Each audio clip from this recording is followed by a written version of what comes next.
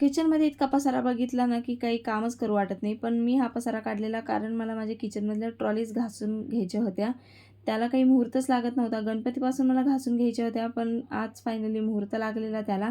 तेव्हा त्या घासल्या, छान व्यवस्थित उन्हामध्ये वाळायला ठेवल्या आणि तोपर्यंत म्हटलं स्वयंपाक करून घ्यावं. पण गव्हाचं पीठच संपलेलं. त्यामुळे पहिल्यांदा गव्हाचं दळण ठेवायला गेले. त्यानंतर घरी आले.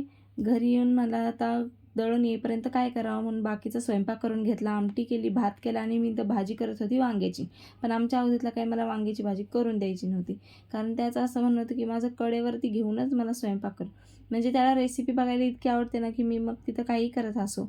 पण त्याला घेऊन करणं काही पॉसिबल नव्हतं म्हणून त्याला परत उतरवलं. पण तो काही मान्यच होत नव्हता. खूप रडत आलेलं. म्हणून म्हणलं आता घेऊन करण्याशिवाय काही पर्याय नाही. पण त्याला नुसती बघायची नव्हती ती रेसिपी. तर मी हलवते तसं त्याला चमच्याने हलवायचं पण होतं. मग म्हणलं, "तू काही शहाणा नाही बाबा. तू खालीच उतरल. तुलाही भाजल, मलाही भाजल आणि शिव्या पण मलाच खावं लागतील." त्यामुळे त्याला खाली उतरवलं. सगळं आवरलं. त्यानंतर बाहेर गेले. बेकरीमध्ये मला जे घ्यायचं होतं ते घेतलं. दळण घेतलं. घरी आले आणि पहिल्यांदा कणिक मळून ठेवली. कणिक भिजेपर्यंत आता काय करावं म्हणून म्हणलं काहीतरी छोटं-मोठं खाऊन घेतलं. सगळं आवरलं दुपारचं कामं. संध्याकाळी म्हणलं आता मी जे सिटीमधून चिनी मातीच्या बरणी आणलेल्या त्यामध्ये मला चटणी मीठ भरून ठेवायचं होतं ते भरत होते. आणि ह्या बरणी मला इतक्या छान भेटल्या ना, ह्याची क्वालिटीसुद्धा खूप छान आहे आणि खूप अफोर्डेबल प्राईसमध्ये मिळाल्या. आणि ऑनलाईन मला खूप महाग दाखवत होत्या, पण सिटीमध्ये छान भेटल्या मला.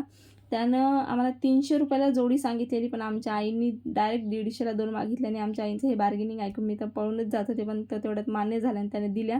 संध्याकाळी मग सगळं जेवण वगैरे आवरलं आणि आम्ही बघत बसलेले हे झी मराठीचे अवॉर्ड्स. खूप छान होते. तुम्हीसुद्धा बघितले का नाही मला कमेंटमध्ये नक्की सांगा. चला भेटू नेक्स्ट व्हिडिओमध्ये. बाय.